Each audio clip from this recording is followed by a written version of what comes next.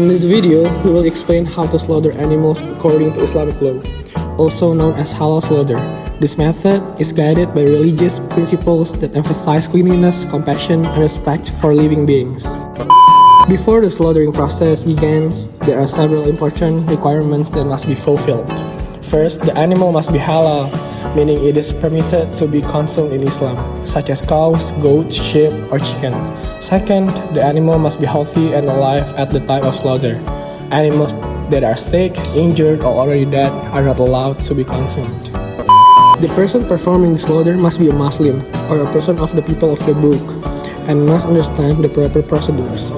The knife used must be a sharp to ensure a quick and human cut, minimizing pain and suffering for the animal.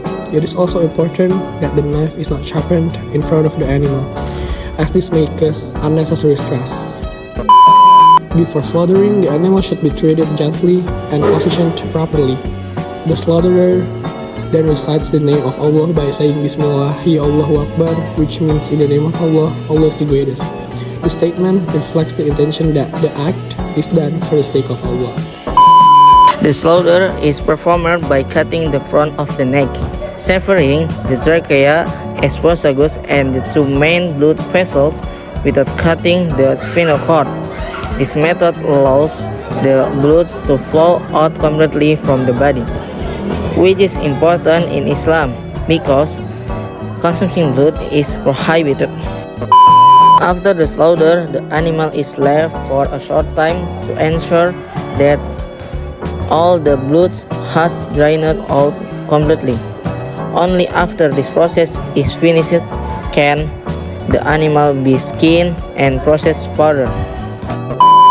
In conclusion, Islamic slaughter is not only a religious obligation, but also a method that promotes hygiene, animal welfare, and ethical food consumption. By following these guidelines, Muslims ensure that the food they consume is halal, clean, and prepared with respect for life. In this video, I will explain a biological object, which is a chicken.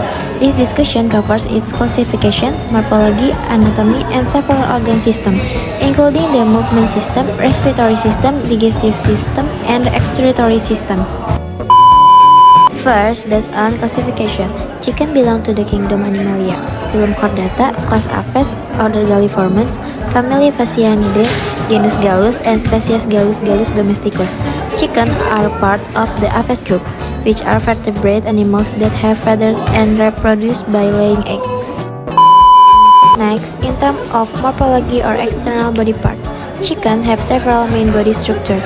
These include a beak, which function to take food, wings, which help with balance, feathers that protect the body and maintain body temperature, scaly legs with claws used for walking and scratching food, eyes as the sense of sight, and a tail that helps maintain balance.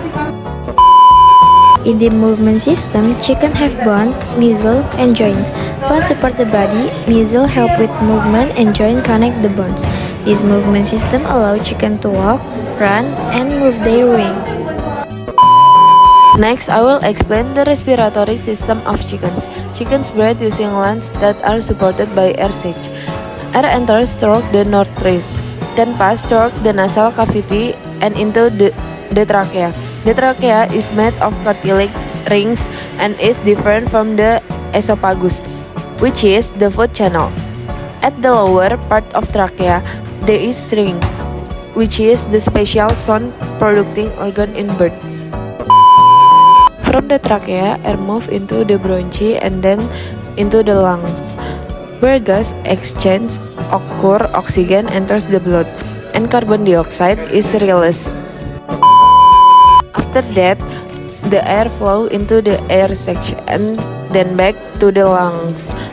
This system makes the chicken breathing more efficient and help maintain body temperature. Next is the digestive system. Digestion in chicken starts from the back. Then food enters the esophagus and goes into the crop as a temporary storage. After that, food moves to the proventriculus and glandular stomach, and then to the gizzard where it is mechanically grown. Nutrients are absorbed in the small intestine, and the remaining was passed through the large intestine and is released through the cloaca. In the excretory system, chicken use their kidneys to filter waste substance from the blood. These wastes are extracted in the form of uric acid through the cloaca together with digestive waste. The specimens observed in this practicum include the respiratory, digestive, and excretory organ, along with the process and that occur in them if tapeworms are found in the liver. Further analysis can be carried out using a microscope to observe the structure of the parasite. In conclusion, chicken have body structure and organ system that work together to support life. With efficient organ system, chicken are able to carry out their daily activities properly. Lamb meat and free-range chicken are both important sources of animal protein. Each part of the meat has different nutritional characteristics, especially in terms of protein and creatine, which are important for muscle strength, energy, and physical performance. In lamb meat, the muscle meat is the richest part in nutrition.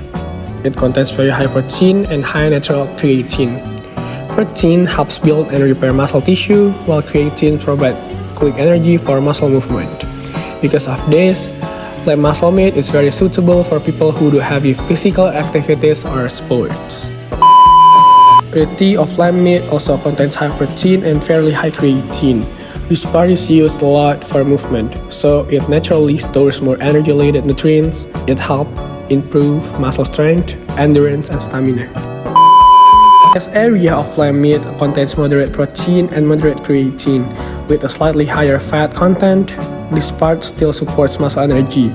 Oh my god! But it is more commonly used as a source of overall energy rather than pure muscle building. The ribs of lamb meat have moderate protein but lower creatine, and they contain more fat compared to muscle meat. Ribs are better as an energy source and are usually consumed for taste and calories rather than muscle growth. The shoulder of lamb meat contains fairly high protein and moderate creatine because this part helps support body movement and posture. It is good for maintaining muscle strength and physical endurance. In free-range chicken, the nutritional content is slightly different. Chicken muscle meat generally contains high protein and moderate creatine. Although the creatine level is lower than in red meat like lamb, it still supports muscle energy and daily physical activity. The type of free-range chicken contains high protein and higher creatine than the breast. This part is more active, so it provides better energy support for muscle and is suitable for long-lasting physical activity. The breast of free-range chicken is known for its very high protein and low fat content. However, it contains low creatine. This part is ideal for lean muscle growth and is often chosen by people who want high protein without extra fat. The wings of free-range chicken contain moderate protein and low creatine. With a higher fat content, they contribute to energy intake but are less effective for muscle development. The back and other parts of free-range chicken contain lower protein and creatine, but they still provide important nutrients for daily needs when consumed as part of a balanced diet.